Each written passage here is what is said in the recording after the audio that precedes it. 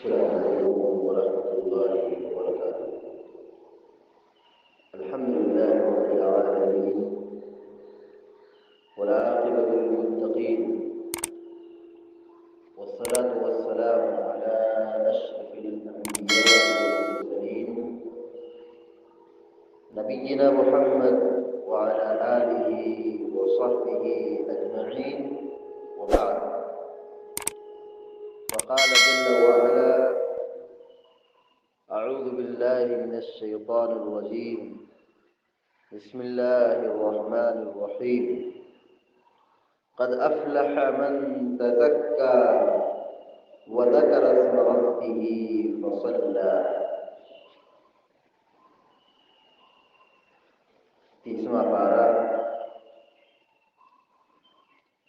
سورۃ الاعلیٰ کی آیت نمبر 14 اور 15،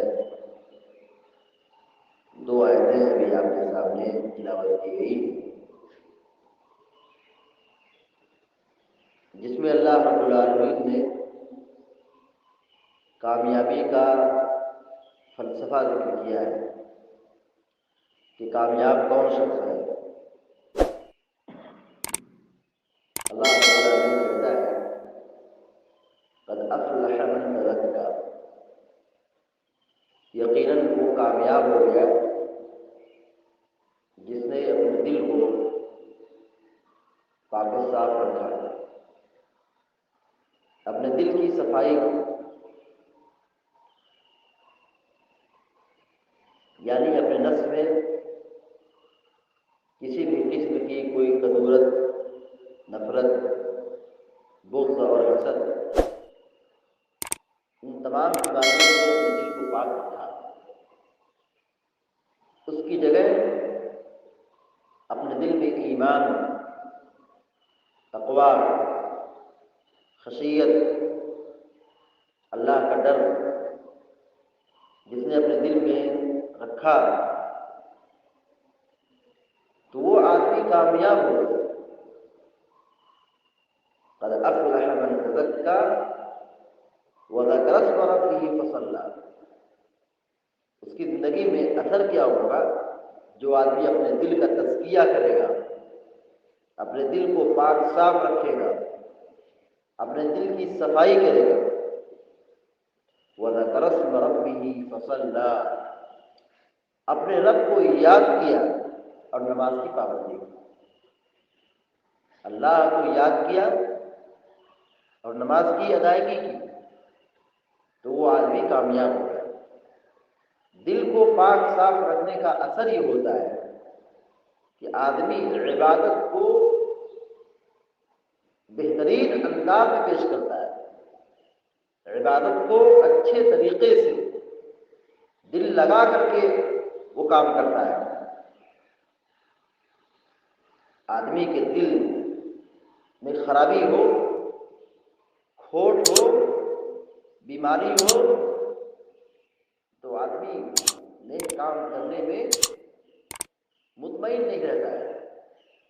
نماز تو پڑھ رہا ہے لیکن نماز میں خشوع و خضوع نہیں باقی ہے، سجدے میں اس کا دل نہیں لگتا ہے، قرآن سننے اور قرآن پڑھنے سے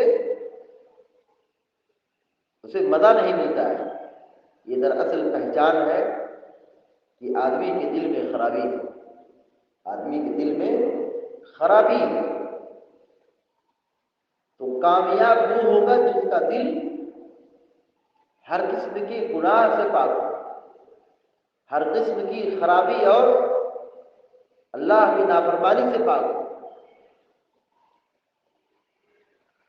اور اس کے ساتھ آدمی اللہ رب العالمین کو یاد رکھے، اللہ کا ذکر کرے، اللہ کی بندگی کرے اور نمازوں کی پابندی کرے۔ ایسا انسان یقیناً کامیاب ہونے والا ہے۔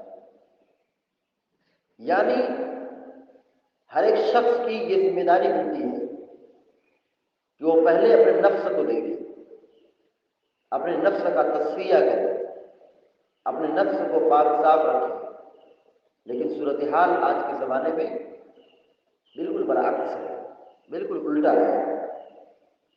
آج ہم اپنی فکر سے کہیں زیادہ دوسروں کی فکر کرتے ہیں، اپنی اصلاح کے مقابلے میں دوسروں کی اصلاح کی ہمیں بڑی فکر ہوتی ہے۔ ہماری پوری مجلس، ہمارا پورا وقت، ہماری ساری کوشش دوسروں کی ٹانگ اڑانے میں اور دوسروں کو مشورے دینے میں، دوسروں کی فکر کرنے میں ہماری فکر زیادہ ہوتی ہے، ہماری کوشش زیادہ ہوتی ہے۔ اگر وہ کوشش جو ہم دوسروں کے تئیں کر رہے ہیں، جو دوسروں کو مشورے دے رہے ہیں، دوسروں کے لیے بھاگ دوڑ کر رہے ہیں، اگر اتنی ہی کوشش اپنے لیے کی جائے تو آدمی کامیاب ہو جائے گا۔ آج کے سماج میں، آج کے معاشرے میں یہی ہو رہا ہے کہ ایک دوسرے کی ٹانگ اڑانے میں اور ایک دوسرے کی مداخلت کرنے میں اور ایک دوسرے کو شکست دینے میں ہماری پوری انرجی، پوری قوت اسی کے ساتھ صرف ہو رہی ہے۔ یہ کامیابی نہیں ہے، یہ ناکامی کی پہلی سیڑھی ہے۔ اگر ہم کامیابی چاہتے ہیں، دنیا اور آخرت میں عزت چاہتے ہیں، سرخروئی اور کامیابی حاصل کرنا چاہتے ہیں، تو یہ ہمارے لیے ضروری ہوگا کہ ہم پہلے اپنے نفس کا محاسبہ کریں، اپنے نفس کی فکر کریں، اپنے نفس کو پاک صاف بنانے کی ہر ممکن کوشش کریں۔ اگر آدمی اپنے نفس کے پیچھے پڑ جائے تو اسے اپنے نفس کو سنوارنے اور اپنے نفس کو سدھارنے میں اس قدر وہ مشغول ہو جائے گا کہ اسے دوسروں کے تئیں فکر کرنے کی ضرورت ہی نہیں پیش آئے گی اور زیادہ وقت ہی نہیں ملے گا۔ تو ہم پہلے اپنے عیب کو سدھاریں، اپنی خرابی کو دور کریں، اپنے گناہوں کو ختم کرنے کی کوشش کریں، اپنی بری عادتوں کو مٹانے کی کوشش کریں۔ زندگی میں توبہ استغفار کی چاہے یہ تڑپ ہو، توبہ استغفار کا ماحول ہو، تب اللہ رب العالمین ہمارے دلوں کو پاک صاف رکھے گا اور ہمارے دلوں کا تزکیہ کرے گا۔ اللہ رب العالمین سے دعا کرتے کہ اللہ تبارک و تعالی ہم سب کو، آپ سب کو اور سارے مسلمانوں کو اپنے نفس کی اصلاح کرنے کی توفیق عطا فرمائے۔ آمین یا رب العالمین۔ اقول قولی ھذا واستغفر اللہ لی ولکم ولسائر المسلمین فاستغفروہ انہ هو الغفور الرحیم۔ وصلی اللہ علی نبینا محمد وعلی آلہ وصحبہ اجمعین۔ السلام علیکم ورحمۃ اللہ وبرکاتہ۔